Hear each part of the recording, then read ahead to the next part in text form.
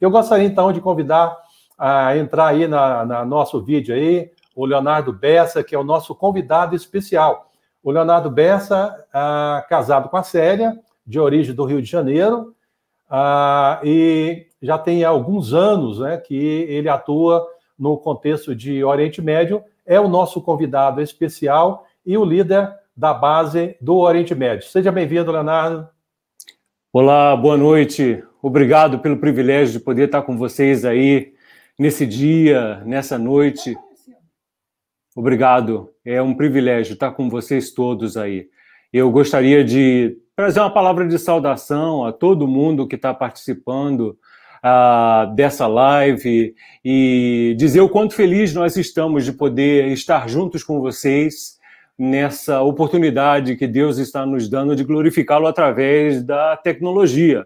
Realmente, ela precisa ser redimida para um propósito maior e melhor, que é a glória do Senhor. E nós estamos agradecidos a Deus por essa oportunidade. Estamos felizes de poder estar com todos vocês nessa noite, rever queridos amigos lá do Brasil, que estão aí no Brasil, estamos aqui no Oriente Médio, já são quase 9h15 da noite aqui no Oriente Médio, mas sabemos que tantos queridos estão aí online, nos assistindo, nos apoiando, somando, encorajando, desafiando, e eu queria agradecer a cada um de vocês pelo seu acesso, pelo seu tempo, pela oportunidade de estar conosco. Queria deixar também uma palavra, como dizer, o meu coração está triste e alegre ao mesmo tempo. Alegre por poder estar com vocês nessa tarde de sábado aí no Brasil. Triste pela passagem, pela falta que nós vamos sentir do nosso querido José João. Então, eu queria deixar os meus sentimentos para toda a família APMT. Não apenas para a esposa e os filhos, mas para toda a família APMT. Zé João era um querido conservo na seara do Senhor. Alguém que eu me sinto feliz por ele, por saber que ele já está na presença do Senhor. Mas, ao mesmo tempo, triste de não tê-lo aqui conosco, labutando na seara do Senhor. Então, fica aí a nossa gratidão a Deus pela vida desse servo do Senhor, que continua sendo exemplo para nós de dedicação, de entrega, de compromisso com a obra do Senhor. Mais uma vez, um abração a todos. Obrigado aí pela palavra introdutória. Queremos agradecer tantas pessoas que estão entrando, já falaram aqui. Inclusive, nós estamos tendo pessoas aqui do Oriente Médio. Temos Olha aqui que pessoas joia. conectadas do Iraque, temos pessoas conectadas do Irã, e também nos confins, nos lugares longínquos do nosso Brasil. Tanta gente, né, participando. Acho que vai ser um bate-papo muito interessante. Amém. E no momento oportuno, esses colegas também vão poder falar um pouquinho. É certo que a nossa abordagem ela vai ser mais ampla, né? Não vamos poder estar entrando em muitos detalhes, né? Mas vamos mostrar um aspecto da realidade do Oriente Médio, dos avanços da APMT no Oriente Médio e a perspectiva, porque não só colegas que já estão atuando nessa região, como temos também colegas que estão desejosos de ir e outros Certamente. que estão aí pronto, que quando passar esse momento do efeito Covid, as portas se abrirem, né? Voltar à rotina dos voos e as fronteiras se abrirem, certamente eles vão estar localizados em tantos outros lugares juntamente com a nossa equipe, né? Se falar em Oriente Médio, eu trago assim na memória que muitas vezes quando a gente dialoga com pessoas a respeito do Oriente Médio, há muito pouco conhecimento.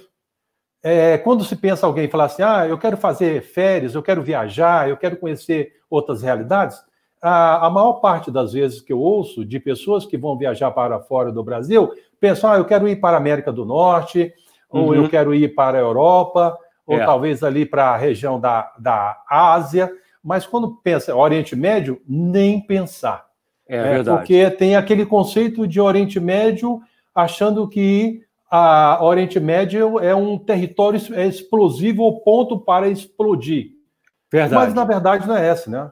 Você tem uma região maravilhosa, belíssima, que tem toda uma trajetória histórica de relatos que estão ali contidos na Bíblia, que mostra a condução do povo de Deus em toda a sua história e dos princípios apresentados no Evangelho através da pessoa de Jesus Cristo. Então, nós temos uma riqueza de história, como também uma riqueza da beleza natural desses países, né? Verdade. Então, a gente não pode achar que porque tem um país que está em conflito, ou uma região que está em conflito, que todos os países do Oriente Médio estão em conflitos, né? A leitura que, quando se pensa de Oriente Médio, tem o Oriente Médio restrito, né? E tem o Oriente Médio estendido, no qual nós vamos falar um pouquinho sobre essa ideia do Oriente Médio estendido.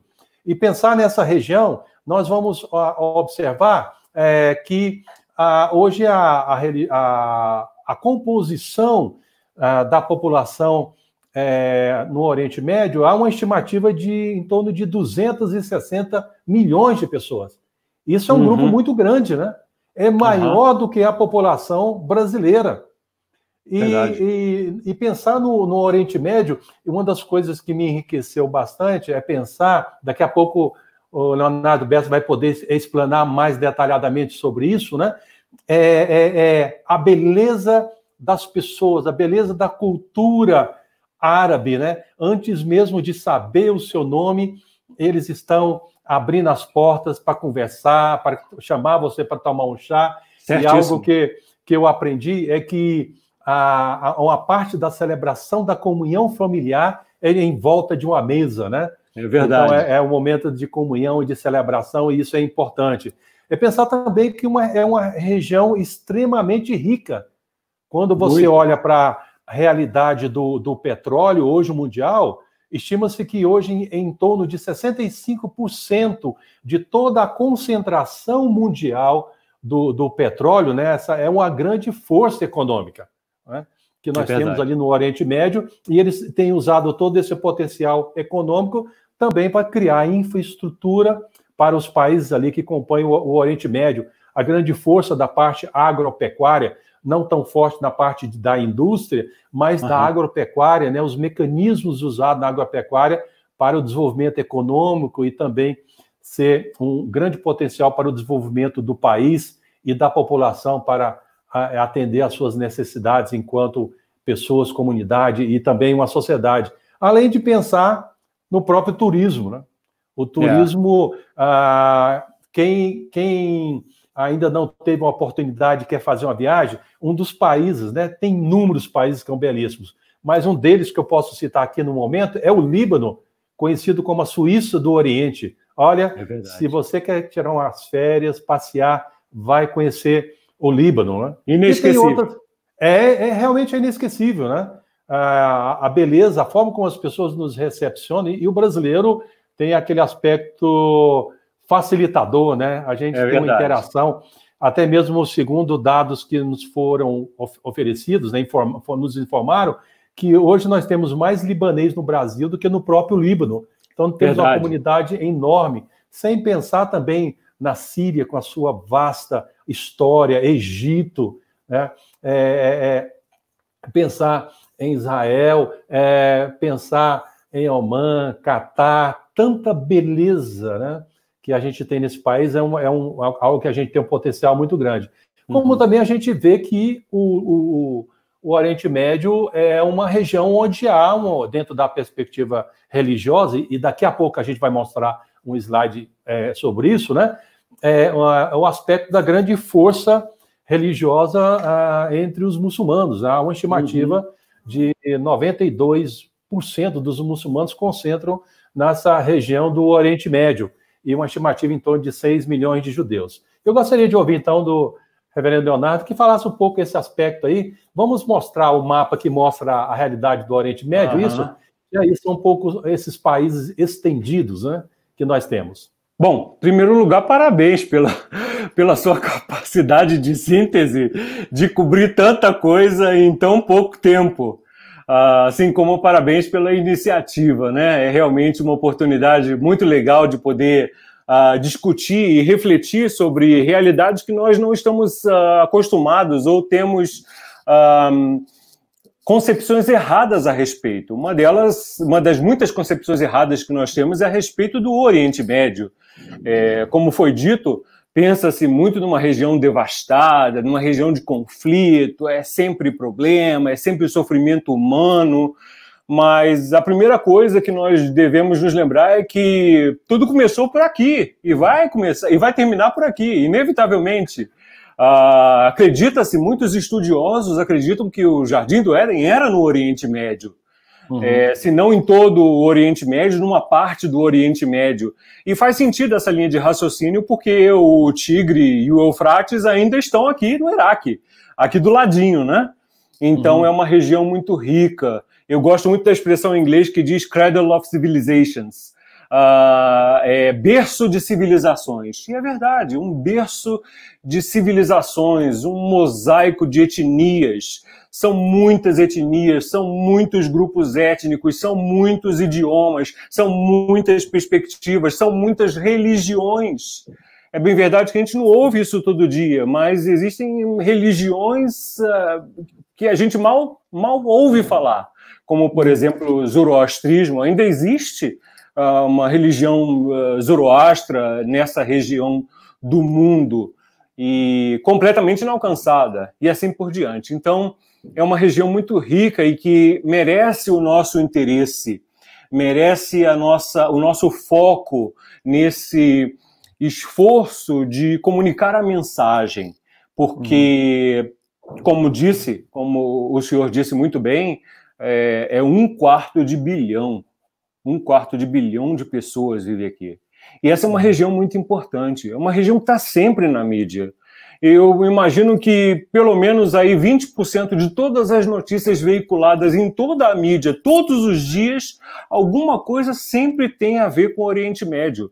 Dificilmente você ouve falar, você deixa de ouvir falar do Oriente Médio de alguma coisa que está acontecendo aqui, seja boa ou seja ruim.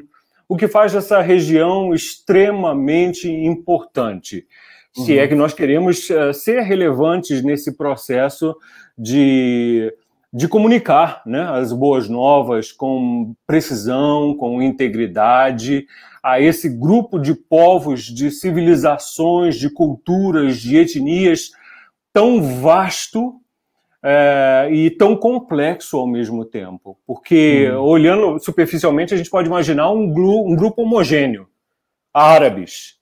Mas não, existe muito mais. Os árabes são o topo do iceberg nessa região. Existe uma quantidade muito grande de etnias e qualquer estudioso de antropologia ou fenomenologia da religião vai ficar maravilhado de conversar com você sobre o desafio étnico, o desafio cultural, o desafio linguístico presente nessa região, principalmente no que diz respeito à questão da comunicação transcultural, né? Esse é um ótimo lugar do mundo para se comunicar transculturalmente. Aqui comunica-se em vários idiomas.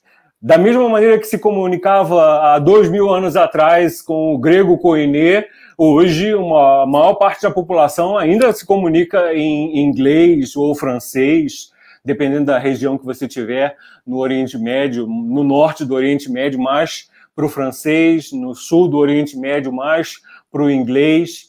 E, então, é uma região muito vasta, muito rica. Inclusive, algo interessante, que acredito que você vai também confirmar isso, que pelo fato deles terem aí o árabe, ter o inglês, ter o francês, o aramaico, eles também, muitas vezes, na construção da frase, né, na construção dos diálogos, eles fazem a construção nas 3 línguas, né? Verdade. Inicia numa língua, no meio é outra língua e no final entra uma terceira língua, né? A gente tem que ficar muito atento para essas realidades. Então, você tem uma riqueza também de línguas, né? Eu conheço famílias que se comunicam entre eles em casa em 5, 6 idiomas. Ou uma família, por exemplo, que numa mesma frase mistura árabe, aramaico e siríaco, que são línguas bem diferentes. estruturalmente, gramaticamente e assim por diante. Só para você perceber a facilidade que essas pessoas têm de assimilar não apenas novas línguas, mas novas formas de pensar, novas culturas. Às vezes a gente tem um entendimento errado do que significa ser um cidadão do Oriente Médio. Mas ser um cidadão do Oriente Médio significa, em muitos aspectos, ter uma mentalidade bem aberta. Enquanto, por exemplo, enquanto a Europa estava na Era das Trevas, na Idade Média, os manuscritos de Platão, Sócrates e dos grandes filósofos estavam sendo traduzidos para o árabe direto do grego, e dessa maneira eles foram preservados. Pouca gente lembra que o árabe serviu como um excelente canal de preservação cultural e literária ao longo da Idade Média, do período da Idade Média, e deixou uma marca. A civilização árabe deixou uma marca muito grande, inclusive na nossa cultura, o Brasil, o português, brasileiro, o espanhol, o chamado tempo da Península Ibérica Islâmica, né?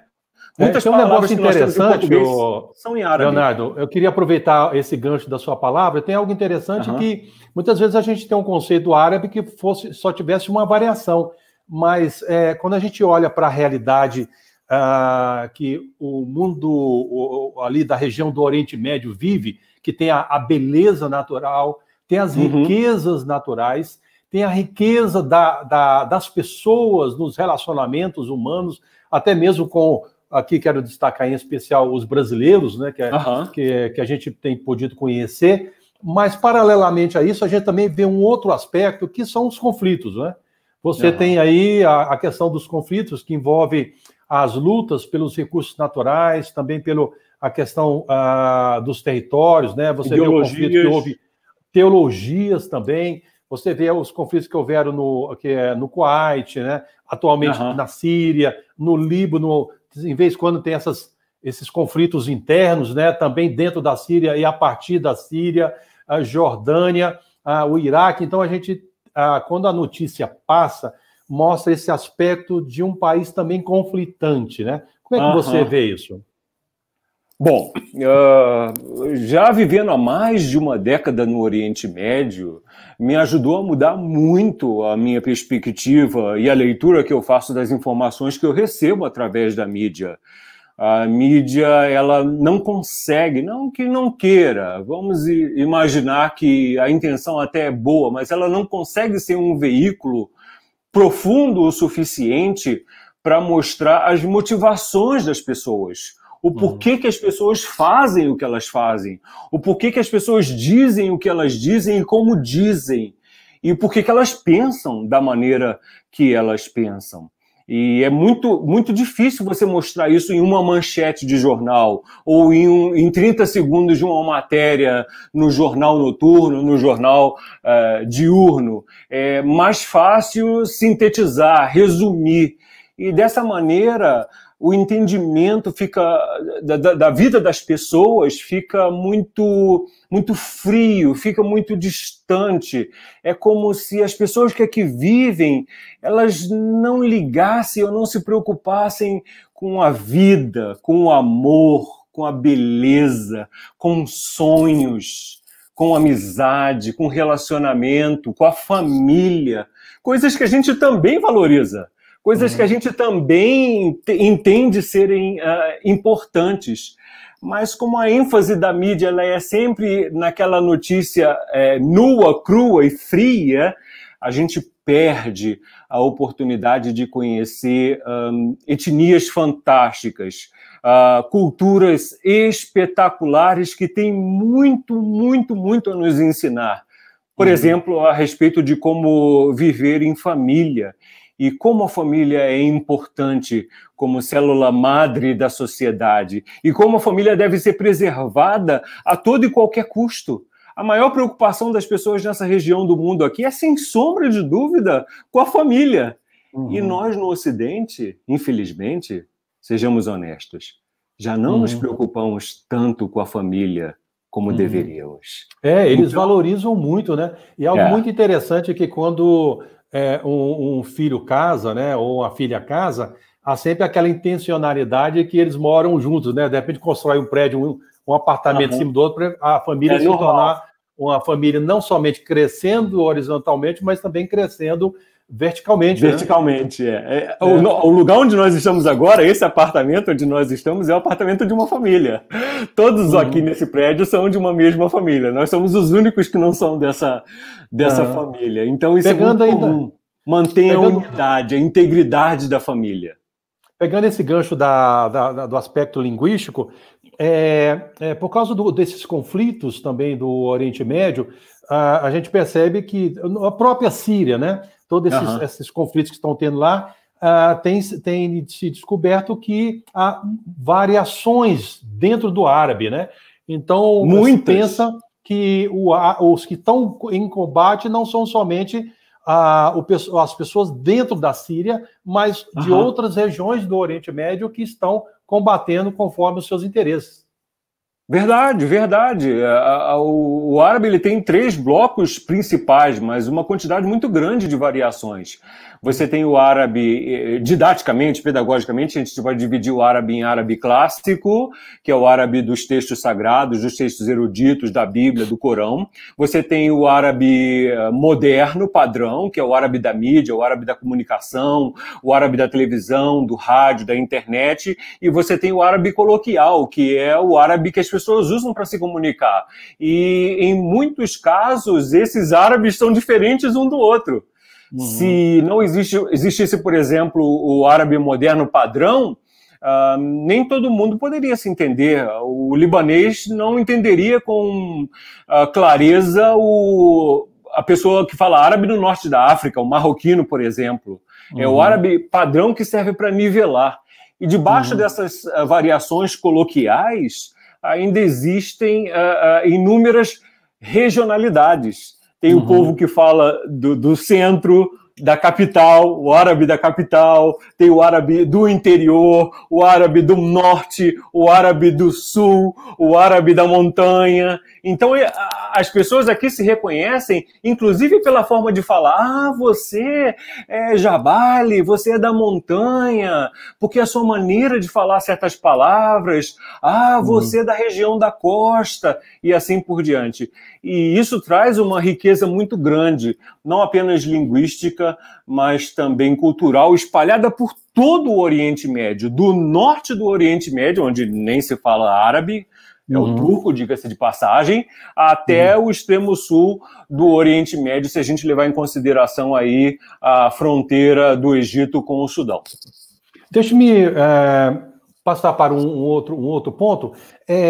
Nós falamos um pouquinho da realidade do Oriente Médio, mas vem aquela pergunta: onde surgiu o Oriente Médio, né? Como começou toda essa estrutura que envolve os blocos religiosos? Porque a gente sabe que, inclusive no próximo slide nós vamos ver isso, que os grandes blocos religiosos monoteístas estão concentrados no Oriente Médio. Verdade. É isso? Verdade. Então aí você vê que surge, vamos passar aqui para o próximo slide, onde vai mostrar um pouco dessa realidade, né? Aí estão a origem dos os 3 maiores religiões monoteístas no Oriente Médio. Aí temos o judaísmo, o cristianismo e o islamismo, né? Então, quando a gente olha na perspectiva bíblica, a gente vê que, primeiramente, né, Sara não podia ter filhos, então entra a escrava egípcia, e essa escrava egípcia, então, dá um filho, né, com Abraão, e surge, então, Ismael. Você tem aí, depois, já com seus quase 90 anos, Abraão e Sara têm um filho, né, o filho da promessa, entra Isaac, e aí nasce o judaísmo. Quando surgiu o casamento de Abraão e Agar, gerou Ismael. Depois de Ismael vem aí na sequência Maomé, e depois de Maomé entra o islamismo, que depois há uma divisão. E aí, quando Abraão e Sara, nasce Isaac, vem a pessoa de Jesus e entra o cristianismo. Então aqui nós temos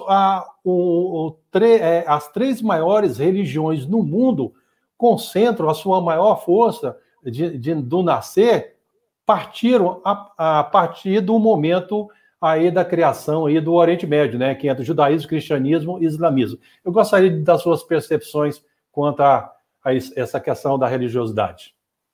É verdade o que o senhor disse. Gostei muito do gráfico, parabéns.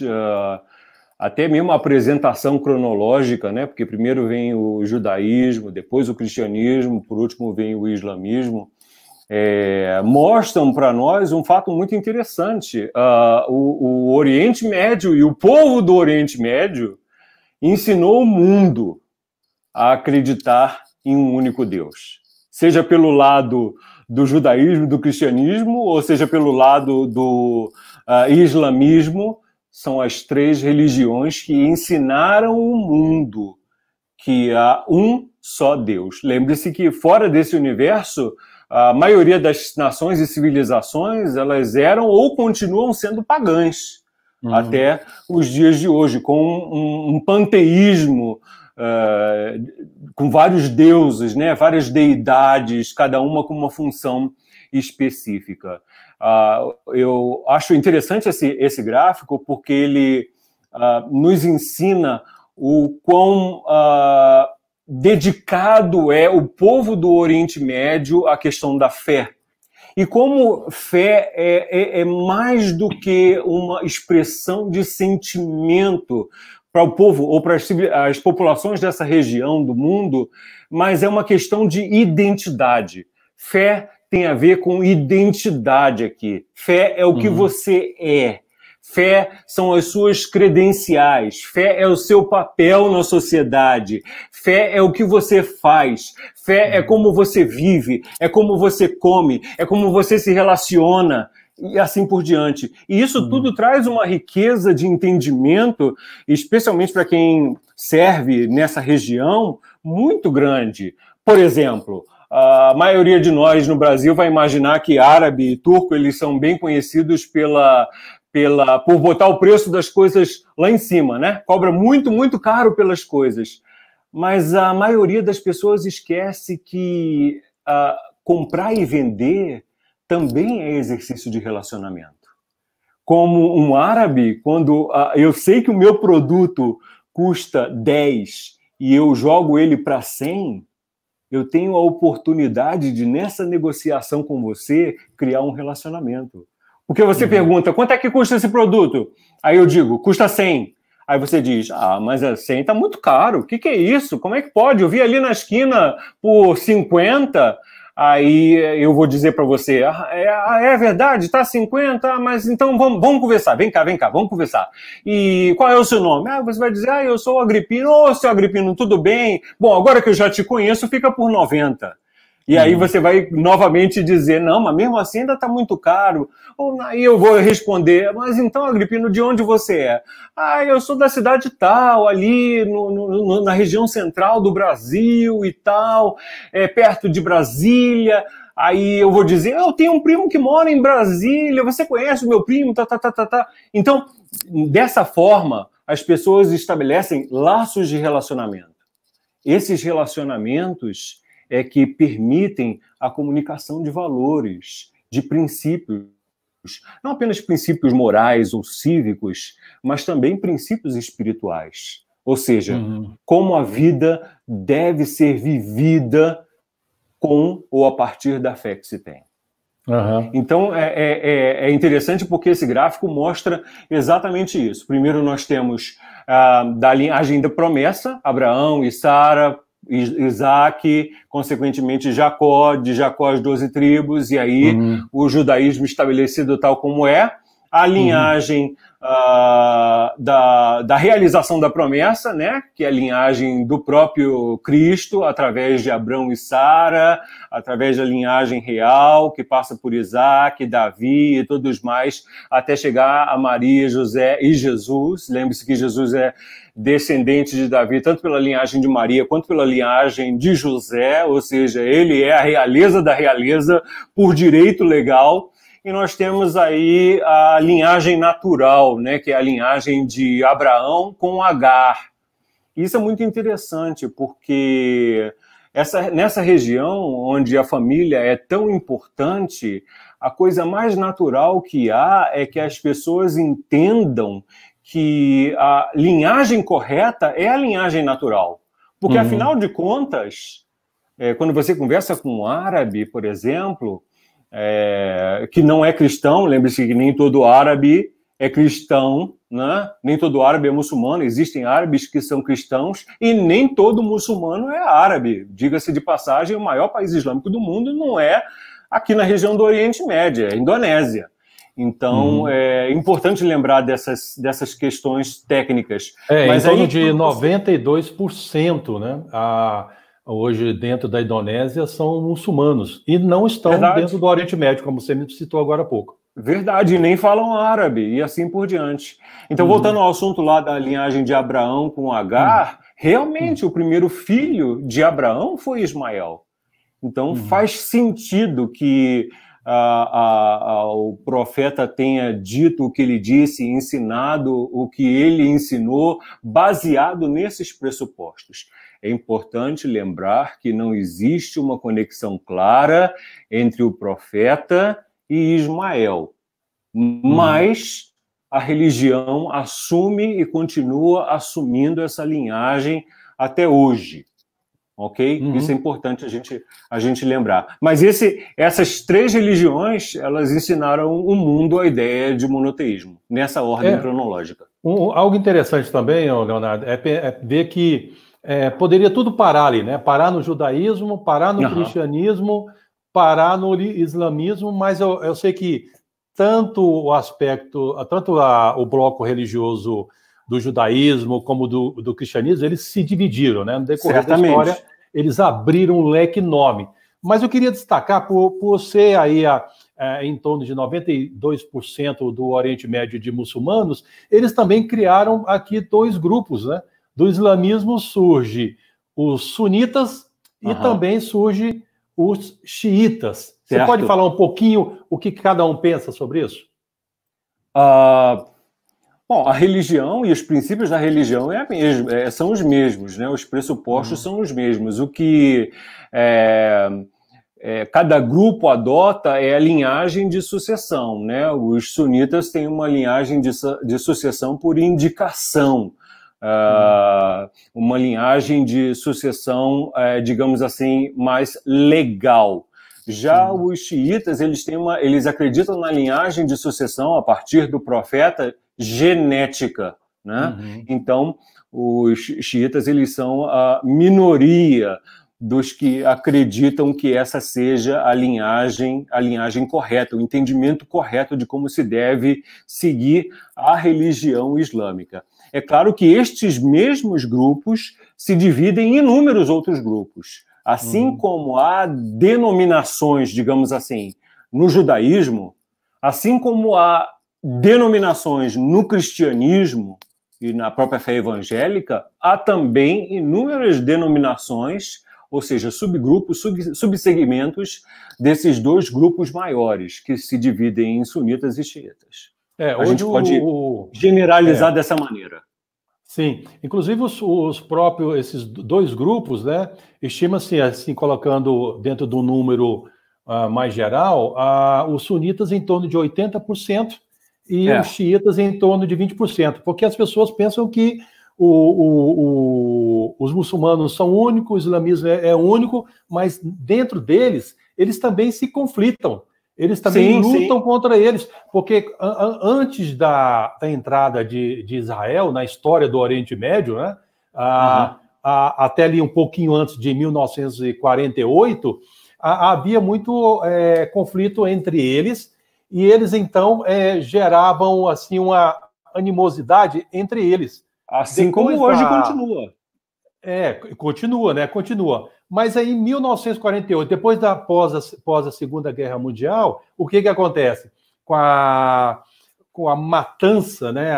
Muitos judeus foram mortos durante a Segunda Guerra Mundial, e aí a guerra acaba em 1945, então as Nações Unidas começam a dialogar o que fazer com essa onda de judeus que estão espalhados em várias partes do mundo. E com isso, então, a ONU cria Israel, né, o Estado de Israel, coloca no Oriente Médio, porque aí um problema, havia conflito entre eles, e aí quando introduz Israel no território ali, se ajustando com a Palestina, agora os outros países não somente brigam, alguns brigam entre si, grupos brigam entre si, mas agora há uma conspiração, né, contra de muitos países, né, tentando dizimar Israel. E aí tem um período também, do período pós-48, a Guerra Fria, né, a luta de Estados Unidos e a União Soviética, cada um tentando impor a disputa da sua hegemonia, né, os seus interesses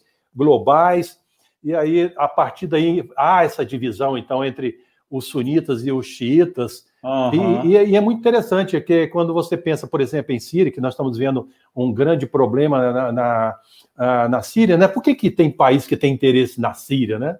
Verdade. Ali também tem um jogo econômico fortíssimo, como muito em outros países. Como, por exemplo, o jogo da própria reserva de gás, né? Que está dentro da Síria. E a exploração é de uma grande potência. E aí, então, há uma luta de interesses ali também, em outros países como... É muito interessante como, em vários aspectos, o Oriente Médio representa o mundo. Controlar o Oriente Médio significa controlar o mundo.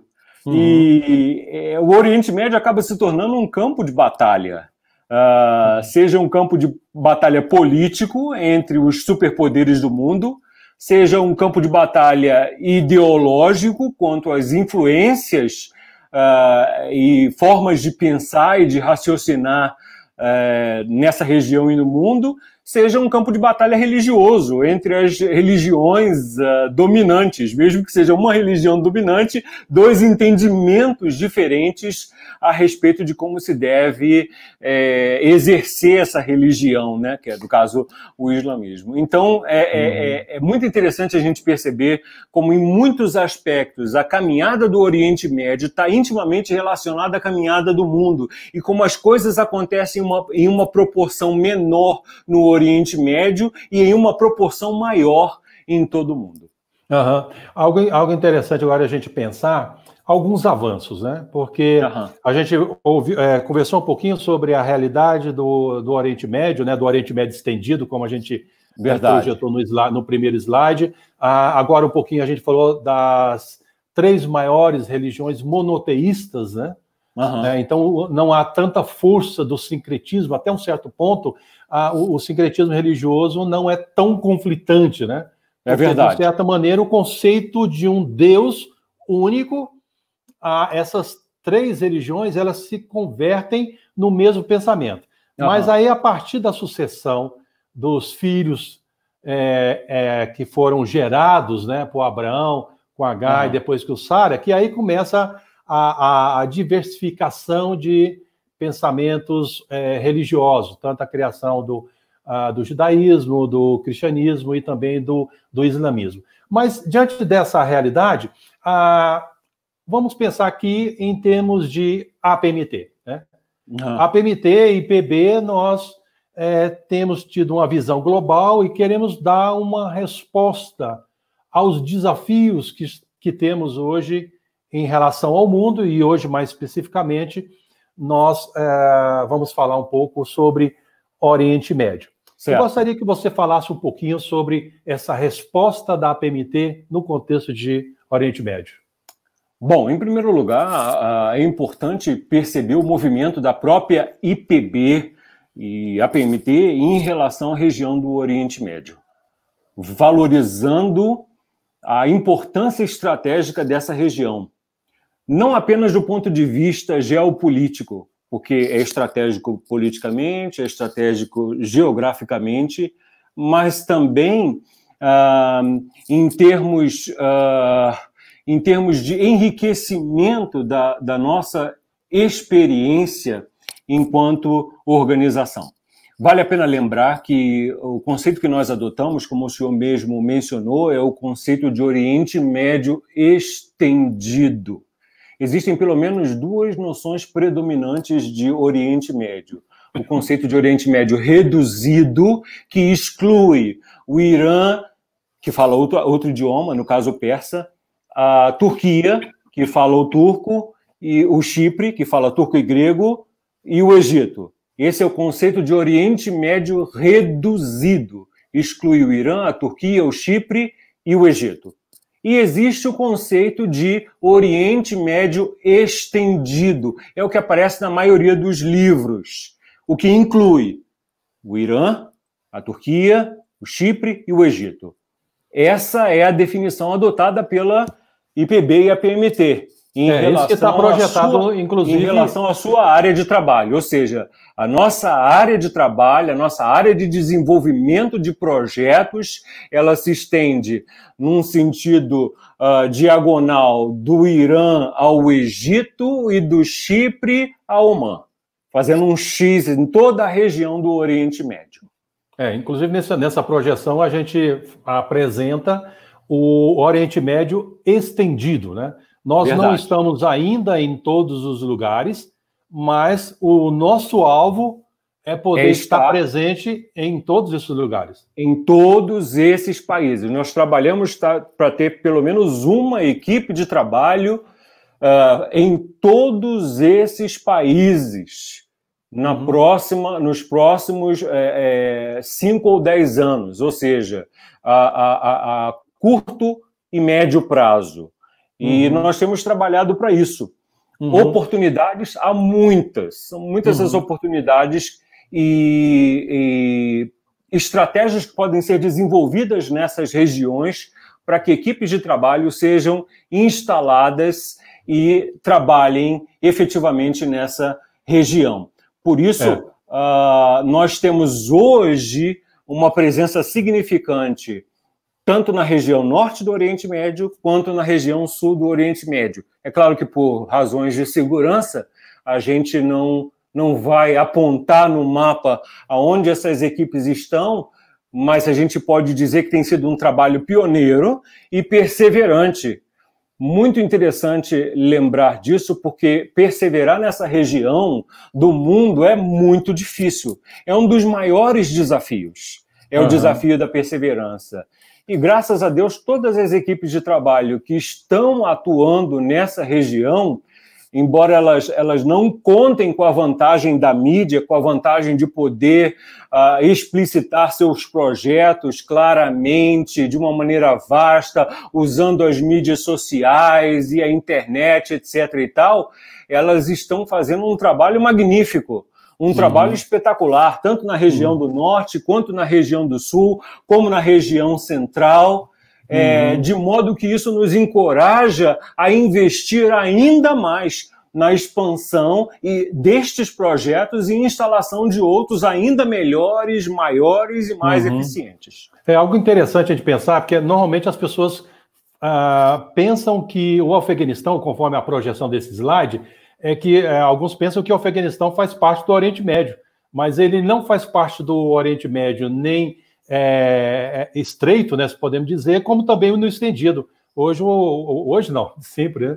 O Afeganistão ele fez aí e faz parte da Ásia, né? É uma região também bastante sensível, mas faz parte da Ásia. Eu queria também puxar um diálogo com você. Dentro desses avanços, muitas vezes a gente pensa, poxa, o Oriente Médio não tem igreja, nós temos uma população aí em torno de 92% de muçulmanos, não tem igreja, mas na verdade tem. Nós temos igreja presbiteriana no Iraque, temos igreja presbiteriana no Líbano, temos igreja presbiteriana na Síria, temos igreja presbiteriana no Kuwait, como também algumas outras denominações estão presentes. Então, a nossa ação enquanto APMT e IPB, ele se volta também para esses aspectos do fortalecimento dessas denominações que estão oficialmente nesses países, como também outros segmentos, né? Por ser uma região onde tem uma mobilização muito grande de refugiados, como também deslocados por causa dos conflitos, por causa também da fome e da infraestrutura. Então, essa onda imigratória, elas vão se movendo em vários lugares do Oriente Médio, né? Então, a APMT tem dado uma resposta, não somente para a igreja, apoiando, por exemplo, hospitais, refugiados, fortalecimento de igrejas e etc. Pode falar um pouquinho sobre isso? Certamente. Faz parte do DNA da PMT investir no autoctonismo, ou seja, investir na igreja nativa. Nós entendemos que ninguém há melhor para comunicar as boas notícias do que as próprias civilizações, os próprios grupos étnicos nativos de todo lugar, dos diferentes lugares e regiões aqui do Oriente Médio. Isso quer dizer que nós temos investido pesadamente na igreja local, seja apoiando, incentivando, encorajando, mobilizando, caminhando junto e enfrentando juntos lutas, problemas, dificuldades, conflitos, guerras, invasões, pandemias, doenças, bombardeios, atentados, crises de segurança, crises econômicas, crises políticas, crises sociais e as mais variadas dificuldades que assolam essa região. Por isso, mais uma vez, eu digo, os projetos da PMT eles estão de parabéns, porque são projetos que são desenhados para perseverar, o que é algo extremamente necessário nessa região. Sem um forte componente de perseverança, não tem como fazer nada aqui nessa região. E é isso que a PMT tem feito, investido pesado, não apenas nessas estruturas que a gente poderia chamar de domésticas da fé, ou correlatas à nossa fé, mas também em inúmeras outras formas de estrutura que facilitam essa participação da sociedade, em promover o bem da sociedade. São ações de ação social, são ações humanitárias, são ações de pacificação, são ações de apaziguamento de conflitos, suporte e operações nas mais diferentes situações de catástrofe e situações problemáticas nessa região, e em tudo isso nós temos estado presentes, pelo menos nas 2 últimas décadas. Isso é muito importante marcar. Nós temos estado, como você mesmo bem ilustrou, né, e explanou, nós, como a PMT, temos trabalhado em paralelo em 2 ações, basicamente. Temos aquelas ações com igrejas que são formais, são reconhecidas pelo governo, então nós não precisamos reinventar a roda, criar uma nova igreja, uma nova denominação. Certo. E essa igreja, muitas vezes, com as suas fragilidades em termos de recursos humanos, por exemplo, como também recursos financeiros. O que é uma realidade aqui. Então, em muitos dos nossos colegas que têm atuado no contexto de Oriente Médio, que caminha dentro desse segmento, nós, enquanto a PMT e IPB, temos desenvolvido o projeto para o fortalecimento dessas estruturas através de capacitação teológica, através de discipulado, através da ajuda de estruturas. Temos ajudado também no aspecto social, né? A parte da saúde, não somente aqueles que já estão morando aí, estão como projeto de vida, como também projetos de curto prazo, né? Tem tido várias equipes voluntárias do Brasil, têm ido para essa região do Oriente Médio e têm dedicado períodos curtos para servir principalmente esses grupos que estão sendo aí, passando por essa onda imigratória por causa dos conflitos, das tensões, não somente mudando de um país para outro, que seria essa onda imigratória de um país para o outro, mas os desalojados que são migrando dentro do próprio país, né? Então a PMT trabalha com as estruturas formais, como também esses outros estruturas informais. E as estruturas informais, né? Então a gente tem uma participação efetiva. É certo que a gente não pode entrar um pouco no detalhamento da participação desses colegas, né? Seria joia. Mas a contribuição desses grupos é substancial, tem feito uma grande diferença nesses países, né? E agradecemos a Deus por ter pessoas ainda, inclusive nós estamos agora Leonardo, nós estamos ainda aí já com casais que estão já na ponta da agulha, indo para aí. É só terminar essa onda aí do efeito Covid, né? Toda essa questão aí do fechamento, da quarentena, mas tem uns que já estão prontos, né? E a gente tem tido a oportunidade de ter nossos colegas que atuam aí, que formam, que treinam e capacitam os locais, os nacionais, os líderes, para que eles possam dar continuidade nas próximas gerações, né? Porque a gente é brasileiro, né? Nós estamos aí atuando, estamos desenvolvendo, estamos capacitando, mas eles são os nacionais. A gente pode ficar 10, 15, 20, 30 anos, mas a gente vai continuar sendo brasileiro. Mas o nacional, na sua linguagem, na sua adequação cultural, eles têm um potencial maior de alcançar os seus próximos, né? Certamente, certamente. E a vinda de novas equipes, ela certamente vai contribuir muito para o enriquecimento da expressão reformada brasileira no contexto do Oriente Médio. Talvez nem nós mesmos sejamos capazes de julgar com precisão ou adequadamente o verdadeiro impacto e os desdobramentos dessa influência positiva. A verdade é que o único que pode realmente avaliar com absoluta precisão e segurança não é outro senão o próprio Deus.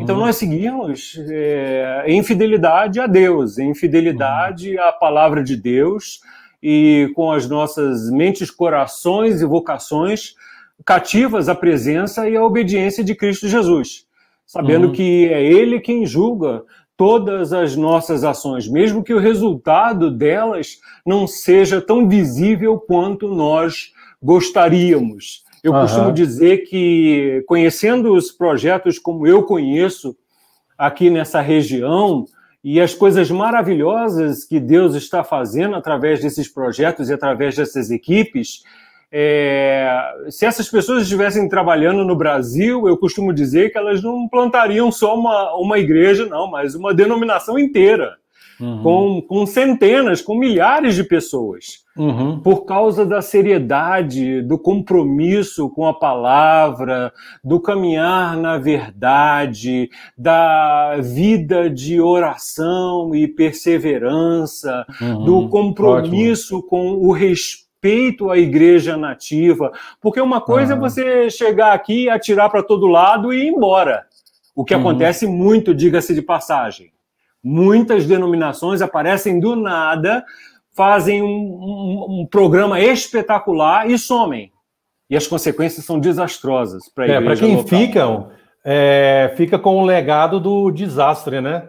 Os que ficam, a igreja local, e os que ficam estigmatizados. Então, eu levo isso muito a sério em termos de seriedade e compromisso com esses que são os domésticos da fé e que estão aqui todos os dias pagando o preço e que vão continuar, mesmo quando nós não mais estivermos aqui. Exatamente. Leonardo, a gente tem que passar para o último bloco, eu vou pedir uma paciência pessoal. Porque... Tá tão boa a conversa. O bate-papo está tão bom, nós temos um grupo tão grande aqui participando da nossa live, mas a gente até avançou um pouquinho, mas eu queria não deixar, e aí eu sei que a gente vai avançar um pouquinho no tempo, mas não vamos deixar de ir no último bloco desse nosso bate-papo, onde nós vamos falar sobre perspectiva. Nós falamos sobre realidade, alguns avanços da PMT de forma mais genérica, mas a perspectiva da PMT e possibilidade, porque a gente tem tantas pessoas aqui entrando aqui no bate-papo e participando. Quais são a perspectiva? Da PMT, nós temos possibilidades, mas outras possibilidades dentro da sua percepção. O que podemos avançar? Uau! Essa é uma pergunta difícil. São tantas as oportunidades e são tantas também as ameaças. Parece que são até proporcionais. Possibilidades e ameaças. À medida que as ameaças se apresentam, imediatamente se apresentam oportunidades. Praticamente não há ameaça sem uma correlata, oportunidade. Há muito que se possa fazer no Oriente Médio para glorificar a Deus. Glorificar a Deus servindo ao nosso próximo. E por exemplo, como esse slide, né? Assim como Cristo fez. A vida de Cristo foi uma vida de serviço. Você já parou para pensar o quanto tempo Jesus passou ensinando através das atitudes servis dele? Ora, ele estava curando, ora ele estava aconselhando, ora ele estava perdoando, ora ele estava apaziguando, ora ele estava acalmando, ora ele estava valorizando. Tudo isso é serviço. E dessa maneira ele comunicou uma mensagem poderosa, que transformou e continua transformando o mundo até hoje. Então, é muito difícil elencar todas as possibilidades. Seria mais fácil dizer o que não se pode fazer. Exatamente. Nós temos, por exemplo... O que não se pode fazer é vir sem compromisso. É vir para, eu costumo dizer sempre para as nossas equipes, para um projeto na vida. Não pode ser um projeto na vida. Tem que ser um projeto de vida. Tem que ser um projeto de vida. Tem que estar disposto a vir e perder a sua vida, ganhar para que a mensagem seja comunicada pelo dia a dia, pelo testemunho, pela forma de pensar, pela forma de falar, pela forma de agir. Porque se fosse fácil, como eu digo também, Jesus, que trabalhou aqui, já tinha terminado a obra. Juntando fácil, o que foi falado... O apóstolo Paulo, que também trabalhou nessa região aqui, já tinha finalizado a obra toda. Uma das coisas que a gente tem dialogado aqui, que me veio à mente quando você estava explanando, é uma coisa muito interessante, atitude de serviço, e como servo, atitude de serviço e perseverança. Verdade. Para mim, são os dois pontos fundamentais, né? Concordo. Servir e perseverar. Eu acho que se a gente tiver esse conceito de serviço e perseverança, a gente vai poder ter um trabalho muito mais eficaz. Como a gente vê as possibilidades, né? Dentro da perspectiva, eu tenho certeza que dentro do nosso diálogo a gente vê possibilidade, pessoas que querem ajudar a formação de novos líderes na igreja, discipulado, capacitação teológica, educação, ação social que se pode ramificar na área de saúde, odontólogos, médicos, enfermeiros, psicólogos. Bom, na verdade, a gente até aumentaria de forma bem amplificada todas essas ações. E é muito interessante que isso que eu acabei de citar, e certamente você pode daqui a pouquinho falar um pouco mais também, é que não são as nossas percepções, mas sim o que temos ouvido das pessoas dessa região. Eles mesmos compartilham conosco, dizendo, olha, nós precisamos de pessoas que queiram servir nessas áreas, pessoas na área de esporte, pessoas na área de educação física, professores de inglês, ainda mais esse slide aí, por favor, Kleber, volta o slide, o terceiro slide dos refugiados, que foi um dado muito interessante, né? E esse dado foi apontado pelas próprias Nações Unidas, né? A maioria dos refugiados depende da assistência humanitária. Olha que potencial que nós temos na força da igreja no Brasil, que podemos servir através dessa ajuda humanitária, a capacitação de pessoas para ter uma condição de ter um emprego melhor, né? Outro aspecto, a gente vê profissionalização, projetos de profissionalização. A profissionalização de pessoas, né? A fome que também que avança, quantos agrônomos, engenheiros agrônomos que nós temos no Brasil que poderiam ajudar com técnicas, né? Usando as suas capacidades para ajudar essas pessoas que estão passando, e nos países que estão vivenciando na guerra, no pós-guerra. Eu lembro que quando eu estive na região da Síria, tem aquela escola com mais de 2.000 alunos, ao lado da escola, tem um asilo, né? Uhum. Tem um asilo que pediram profissionais para ajudar, até mesmo pessoas na área de informática, pessoas com trabalhos manuais. Então, eu fico pensando, gente, o que nós precisamos, principalmente, não é profissionais, o que nós precisamos, de fato, é pessoas que queiram servir e pessoas que queiram perseverar. O local é o que não falta. O que, na verdade, vai voltar à grande verdade de que a nossa maior necessidade na obra de Deus nesses dias não é outra senão compromisso. Uhum. Compromisso com o próprio Deus, né? Que vai levar à mobilização necessária.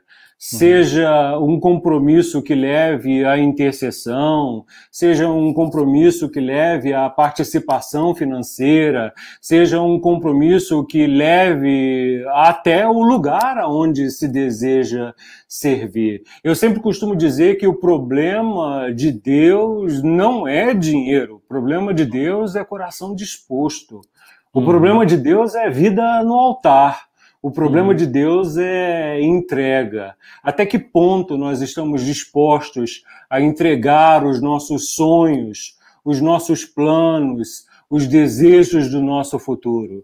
Se você olhar para certas equipes que estão trabalhando aqui no Oriente Médio, nesse exato momento, eu posso contar para vocês a história de pessoas espetaculares. Gente altamente qualificada, com 2, 3 universidades, professores universitários altamente qualificados, profissionais extremamente experientes que poderiam estar vivendo no Brasil uma vida confortável e rica. Tamanha é a habilidade desse profissional. Gente com tamanha criatividade econômica, financeira e administrativa que poderiam fazer qualquer tipo de negócio no Brasil prosperar de uma maneira absurda. Mas o que há de incomum em todas essas pessoas? Gente que, por exemplo, fechou escola para servir a outras pessoas. O que há de incomum? Há um desejo profundo de servir a Cristo. Há uma gratidão profunda no coração de todas essas pessoas pelo maior de todos os bens que nós temos, que é a salvação e a vida eterna. É isso que tem movido, mobilizado e causado, consequentemente, um grandioso impacto na vida de pessoas. Talvez a gente não tenha números astronômicos, e nem pode, né? Se tivesse, eu seria o primeiro a dizer para não divulgar. Mas... Não, eu fico pensando, por exemplo, nessa onda imigratória que a gente está presenciando e vendo no Oriente Médio. Se nós tivéssemos, por exemplo, você conhece, a gente teve a oportunidade de conhecer alguns campos de refugiados. Se nós tivéssemos, por exemplo, a gente tem aqui no Brasil, mas se nós tivéssemos pessoas que falam assim, eu quero ir para, por exemplo, desenvolver um projeto de saneamento básico nos campos de refugiados, um projeto para melhorar o meio ambiente dentro dessas pessoas carentes. Olha que oportunidade que nós teríamos para propagar os valores da fé, os valores do que nós cremos e acreditamos que pode trazer uma transformação no coração da vida das pessoas e, através das nossas ações, demonstrar o verdadeiro caráter no qual nós representamos. Então, eu antes de passar, daqui a pouquinho, a Emma já vai fazer algumas perguntas para mim e para você, Leonardo. Okay. Mas antes disso, eu só queria, para a gente finalizar, a conversa está muito boa, mas a gente precisa caminhar. Que pena. Que pena mesmo. Mas algo muito interessante, certa vez um determinado colega do ministério estava em um país, né, o trabalho estava fechado, né, e ele chegou lá e abriu esse trabalho, e depois de um tempo, pessoas no Brasil começaram a desafiá-lo a retornar para o Brasil. E eu disse para ele, por que você vai retornar para o Brasil? Não, o pessoal lá está me chamando. E aí ele falou assim, o que você pensa disso? Perguntou para mim. Aí eu falei assim, olha, sabe quantas pessoas piores do que você no Brasil Tem um monte. Sabe quantas pessoas iguais a você no Brasil?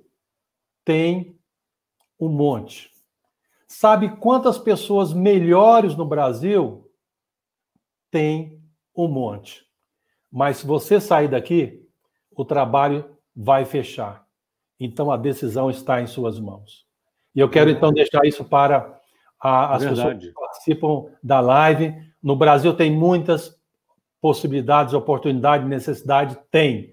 Mas também nós temos uma força muito grande que pode atender às necessidades do Brasil. Mas quando a gente olha para a realidade do Oriente Médio, a carência, ela transcende a nossa capacidade de medir. Então, acho que é importante a gente ter em mente que nós precisamos de pessoas que tenham compromisso com o Senhor, que queira ser servo e queira perseverar para a gente contribuir em prol dessas pessoas dessa região. Se o senhor me permite, mesmo que seja através da oração. Também, vocês que não tem fronteira. Vocês não fazem ideia do quão difícil é.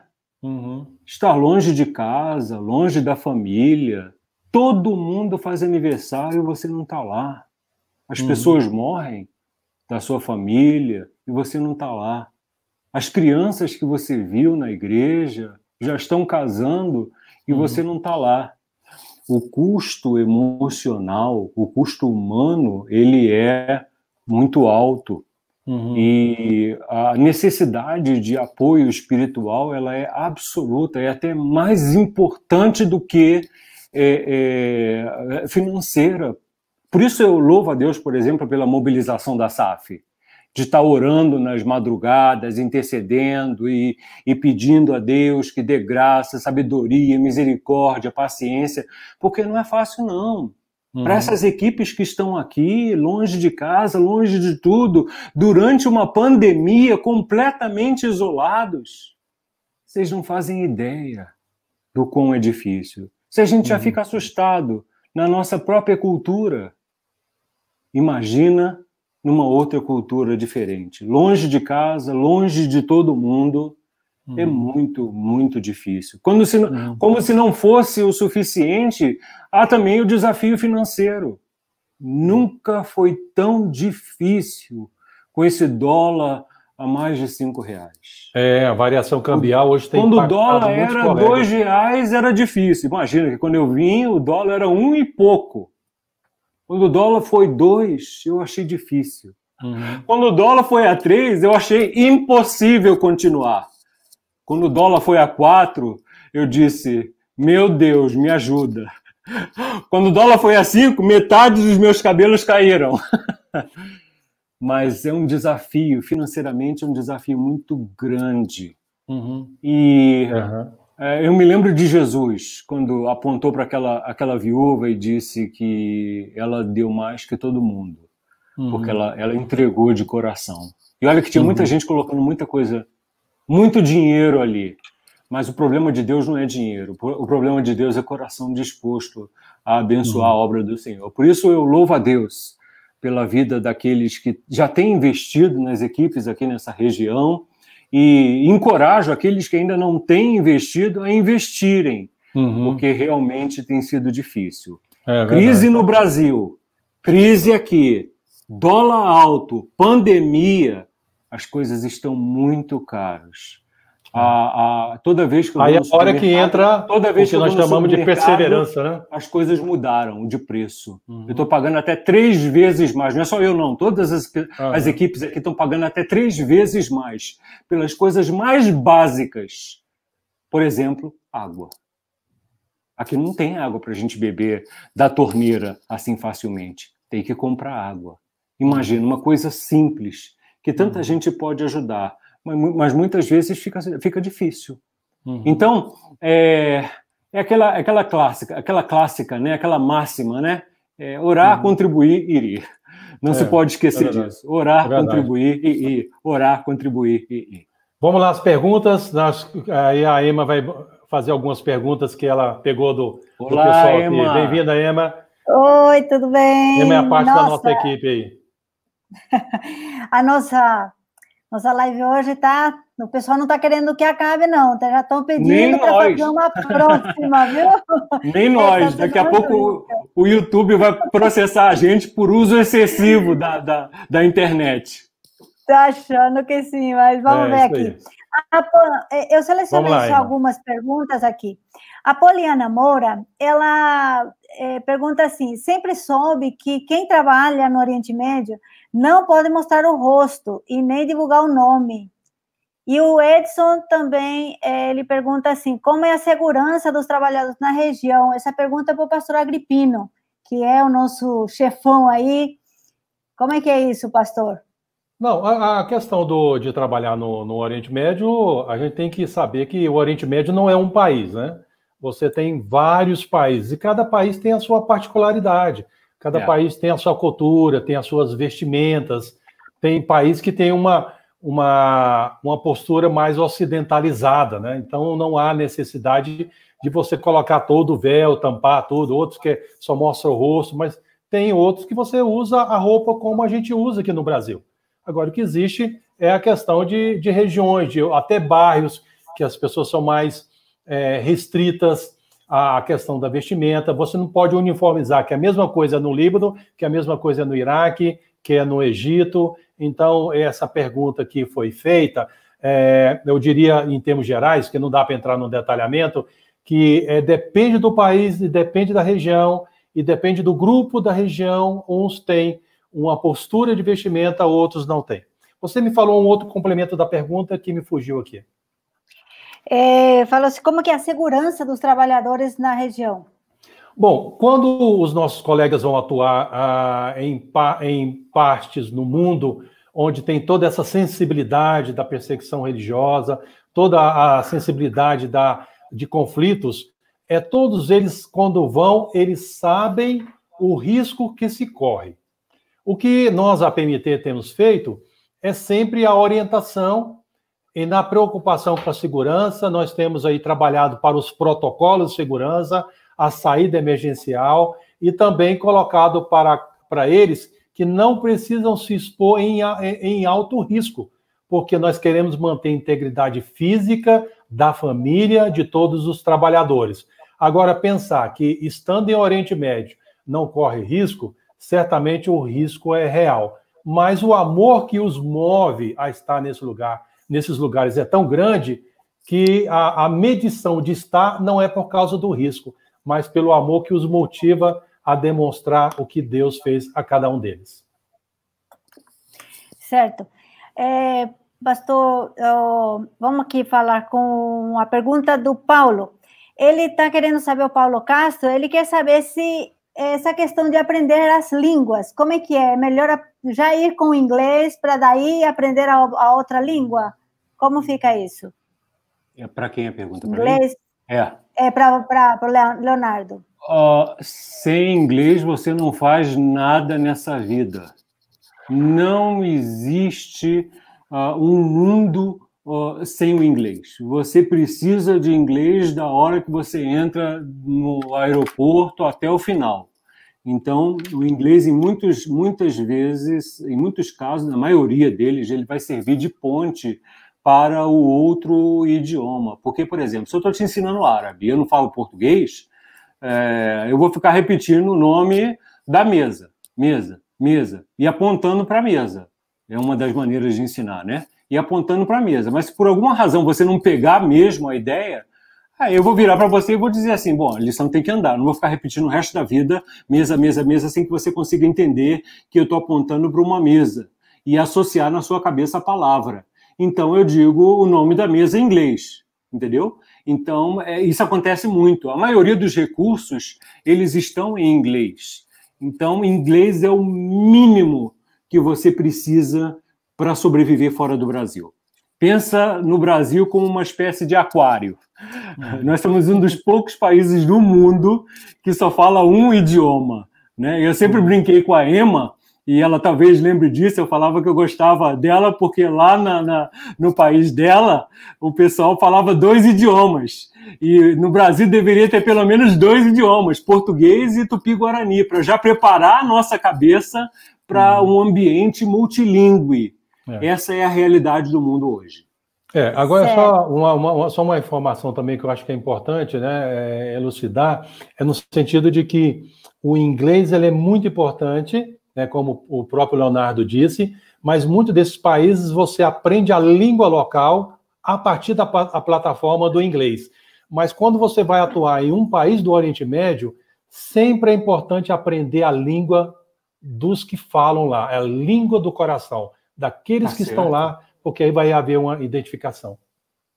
Tá certo, absolutamente certo. A língua do local em primeiro lugar, é a prioridade. O inglês é só uma parte. Certo. E falando de língua, a Natália Machado, ela também faz uma pergunta muito importante. Estou aqui pesquisando a realidade do acesso da Bíblia por aí, na Ásia toda. A necessidade de 870 línguas sem Bíblia. 139 milhões de pessoas. Pastor Agripino, você poderia responder esta pergunta da Natália sobre tradução da Bíblia para estas pessoas? Bom, na verdade, é uma pergunta difícil que a gente não tem de pronto aqui, né? Eu acho que eu teria que pesquisar um pouco melhor para dar uma melhor. Eu vou ficar devendo essa resposta para você, viu, Natália? Eu não sei se o Leonardo poderia, talvez, acrescentar, mas é uma pergunta que precisaria de uma busca de uma informação mais aprofundada. Sim, eu creio que ela está querendo saber sobre o avanço da tradução da Bíblia, como é que está nessa região. Aí entraria no outro tema, né? Porque hoje nós não temos ação de tradução da Bíblia ali no Oriente Médio. Hoje o nosso foco de trabalho não é voltado para a tradução da Bíblia. Então não caberia agora nesse nosso tema de Oriente Médio. Não que não existam idiomas ou subgrupos idiomáticos que precisem de tradução da Bíblia. Eles existem. Sim. Mas, como esses subgrupos, geralmente, eles têm uma língua principal, que no caso é o árabe serve perfeitamente de ponte para esses subgrupos. É uma realidade um pouco difícil da nossa de entender, porque talvez se você colocar no lugar de um índio Kaiowá, por exemplo, se não tivesse uma Bíblia no idioma Kaiowá, ele, que fala português claramente desde pequeno, usaria a Bíblia em português, entendeu? Essa é a linha de raciocínio. Obrigado pela participação aí do Leonardo, que ajudou na contribuição. Com a pergunta. Certo. A última pergunta, então, aqui vai para o Leonardo. Leonardo, onde é a maior liberdade de atuação no Oriente Médio? Essa é uma pergunta difícil, porque depende do tipo de projeto a ser desenvolvido. Cada projeto, cada país, cada região dentro de um país tem a sua especificidade, com as suas dificuldades e também com as suas oportunidades. Então, eu não diria que existe um país fácil e um país difícil, um país bom e um país ruim, uma região aberta e uma região fechada. Tudo isso muda o tempo todo e depende muito da circunstância do projeto a ser desenvolvido.